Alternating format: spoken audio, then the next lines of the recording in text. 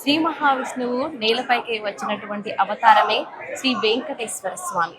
మరి ఈ రోజు అమెరికా నేలపై వెంకటేశ్వర స్వామి వారి కళ్యాణం అంగరంగ వైభవంగా జరుగుతుంది. భాషే రమ్యం సేవే గమ్యం అనే నినాదంతో నాట్స్ రెండవ రోజులోకి అడుగుపెట్టింది.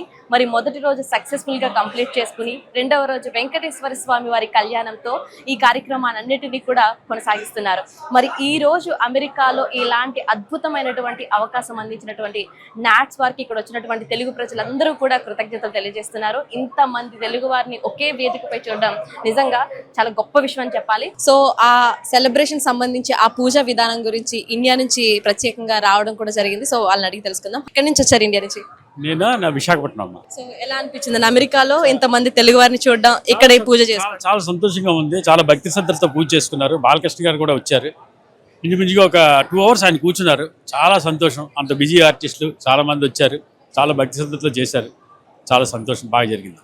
సో మీరు ఇండియాలో చాలా పూజల్లో పాల్గొని ఉంటారు కదా, అమెరికాలో ఇక్కడ ఇలాంటి ఈవెంట్స్ లో పాల్గొన్నప్పుడు మీకు ఏమనిపించింది? అంటే ఇండియాలో మనకి జనసంజోహంగా ఉంటుంది. ఇక్కడ చాలా ప్రశాంతంగా ఉండడం జరిగింది. మాకు మా కృతి చేయడానికి చాలా మంచి సమయం దొరికింది.